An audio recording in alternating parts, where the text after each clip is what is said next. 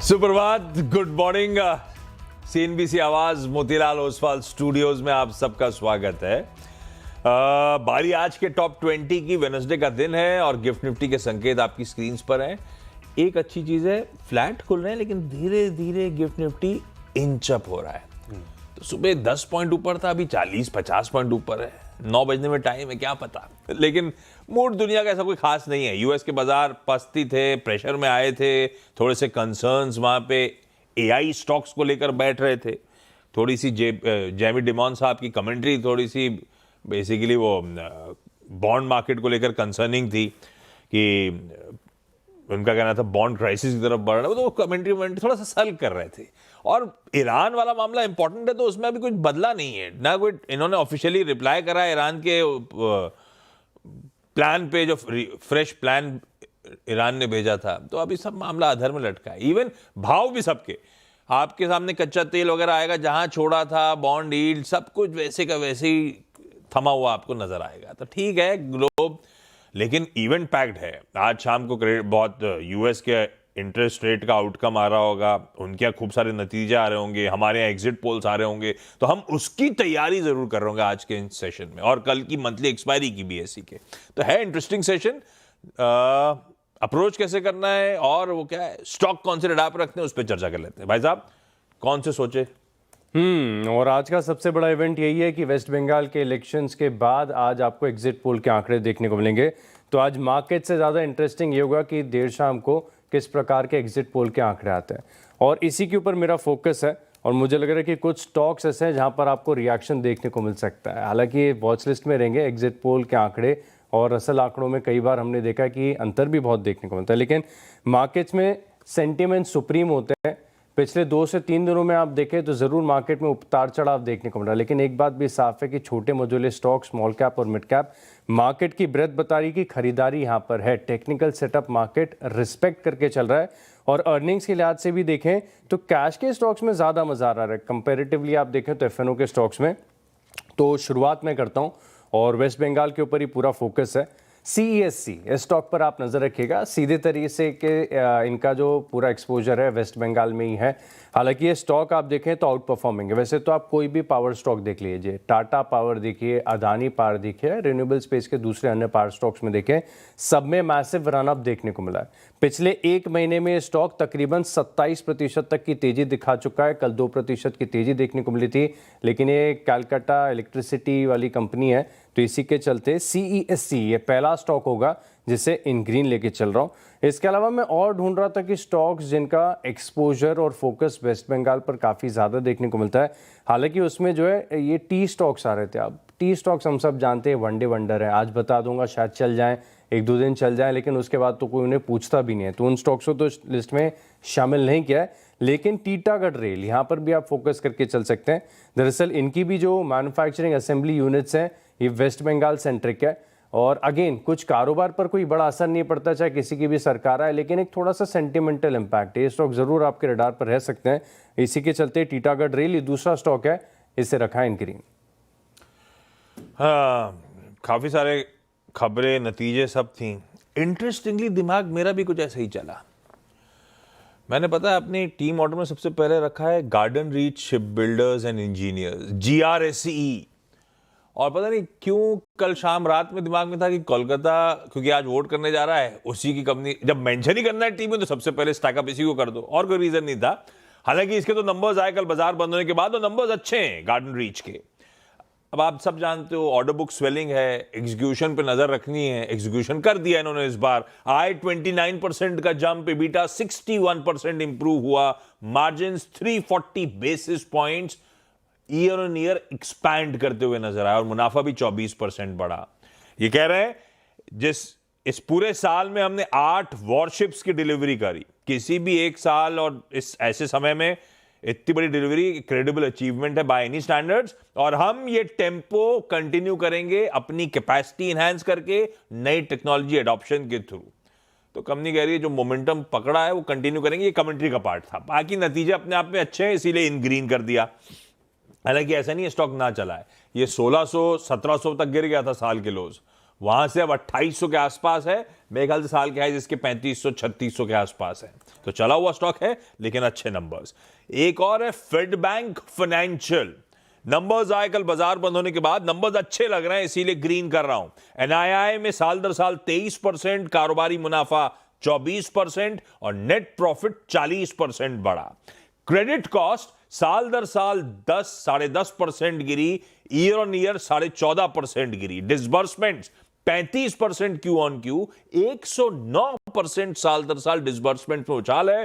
Cost to income चाहे मैं साल दर साल देखूं ईयर ऑन ईयर देखूं रिड्यूस हो रही है। रिटर्न रेशियोज इंप्रूव हो रहे हैं, एसेट क्वालिटी सुधर रही है। फेड बैंक के नंबर्स सारे चेकबॉक्स तो टिक करता है, रडार पर रख लेंगे, सिर्फ नंबर्स के चलते मैं ग्रीन नहीं रख रहा हूं आज के लिए। कल बैंक्स फाइनेंशियल का मूड थोड़ा सा बिगड़ा हुआ था, ये ध्यान रखिएगा। अगले दो स्टॉक्स में बात कर लेते हैं, कुछ और इंटरेस्टिंग स्टॉक्स की। तो बंधन बैंक, यहाँ पर भी आपको नतीजों का असर देखने को मिलेगा, लेकिन बंधन बैंक एक और कारण के चलते खास रडार पर है। इनका भी वेस्ट बंगाल में सिग्निफिकेंट एक्सपोजर है। जब भी वेस्ट बंगाल में ये जो माइक्रो फाइनेंस से रिलेटेड कोई भी खबर आती है, इस स्टॉक पर हम देखते हैं कि सीधे तौर पर असर देखने को मिलता है। अब नतीजे आप देखें तो बढ़िया लग रहे हैं। मैनेजमेंट से बात भी की तो मैनेजमेंट भी बता रहा है कि कॉन्फिडेंट है, आगे और बढ़िया रिकवरी देखने को मिल सकती है। मुनाफे का जो आंकड़ा देखने को मिला है ये अनुमान से बेहतर है। कारण ये कि इस तिमाही के दौरान जो क्रेडिट कॉस्ट है ये थोड़ा सा कम देखने को मिला, स्लिपेजेस कम हुए हैं। हालांकि पिछले साल के मुकाबले स्लिपेजेस को पूरी तरीके से कंपेयर करके नहीं देख सकते, लेकिन अगर आप सीक्वेंशियल तौर पर भी देखें तो यहाँ पर इंप्रूवमेंट देखने को मिला है।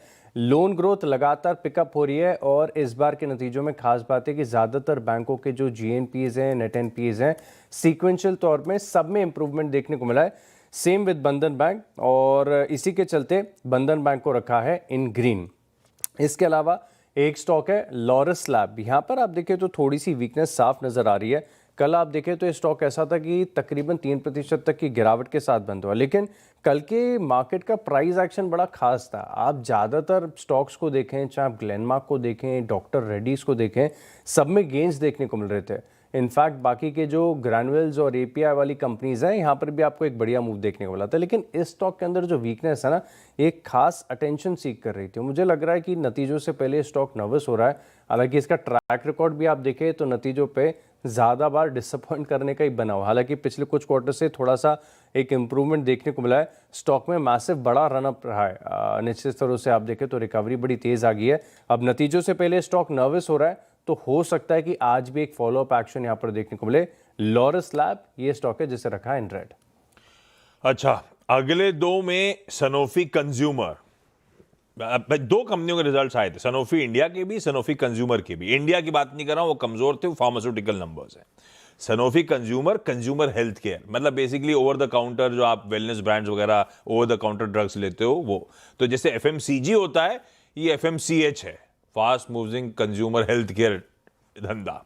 आपकी वो क्या एलिग्रा, एविल, कॉम्बीफ्लैम, ये सब इसी की ब्रांड्स हैं। नंबर्स अच्छे हैं, आय 33% बढ़ी, इबिटा 38% का jump, margin 160 basis points improve हुए और मुनाफे में 35% इंप्रूवमेंट है।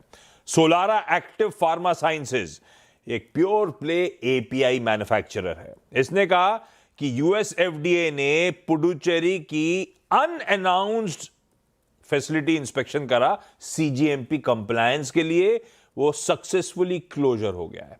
बेसिकली वॉलंटरी एक्शन इंडिकेटेड है, यानी कि जो आपत्तियां आई थी खुद ही सुलझा लेना, हम इंस्पेक्शन को क्लोज करके जा रहे हैं। अच्छी खबर थी, सोलारा एक्टिव को ग्रीन कर दिया। अगले दो स्टॉक्स में क्रॉम्पटन ग्रीव्स कंज्यूमर इलेक्ट्रिकल्स। कल मैं देख रहा था कि न्यूज़पेपर पे फ्रंट पेजेस पर ऐड भी कंपनी ने दिया हुआ, तो बता रहे थे कि फैंस हैं, अब रूफटॉप सोलार प्रोडक्ट्स भी इनके पास आ गए हैं, पंपों में काफ़ी बढ़िया काम कर रही है। इस स्टॉक में खास एक्शन है। एक तो ये बहुत बड़ा अंडर परफॉर्मिंग स्टॉक रहा है, लगातार गिरावट और डाउन ट्रेंड यहाँ पर देखने को मिला, लेकिन अब काफ़ी दिनों से देखें तो एक स्टॉक में रिवर्सल का प्रयास देखने को मिल रहा है। अगर आप डेली चार्ट को रेंको मोड पर स्विच करके देखेंगे तो थोड़ी सी क्लैरिटी आपको नजर आएगी।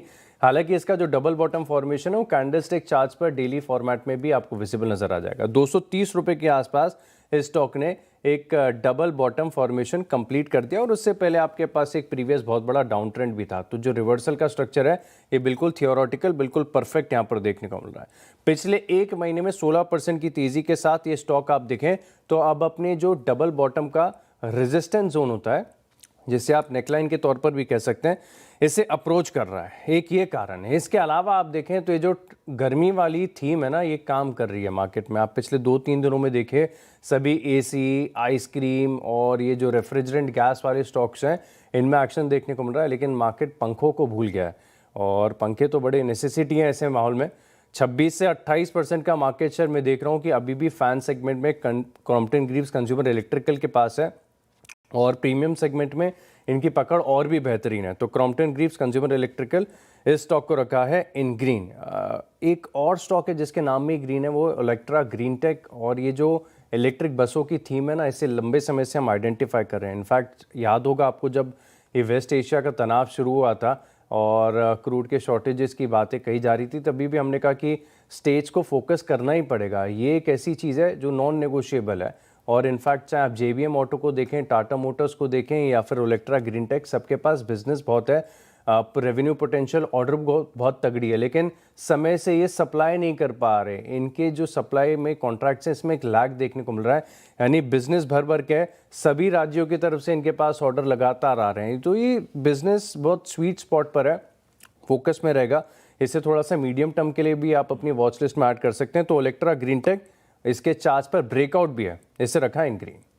2 लार्ज ट्रेड्स हैं, क्विकली बता देता हूं। 1 मोबीक्विक सिस्टम्स, कल पीक एक्सबी पार्टनर्स ने 62 लाख शेयर्स बेचे थे। मैं इसको ग्रीन ले जा रहा हूं क्योंकि viridian Asia opportunities master fund ने 13.25 लाख और इवन सोसाइटी जनरल ने 6.6 लाख शेयर्स इस कंपनी के एक्वायर करे। बाकी और भी थे, लेकिन ये 2 हाइलाइट्स हैं, 2 बड़े नाम थे। व्हील्स इंडिया को रेड रख रहा हूं क्योंकि यहां पे अच्छा चलने के बाद कल निप्पॉन इंडिया म्यूचुअल फंड ने ऑलमोस्ट 1,95,000 शेयर्स बेच दिए। इसको रेड ले जा रहा हूं उसी लार्ज ट्रेड के चलते। ब्रेक के उस पर 4 स्टॉक्स पे बातचीत।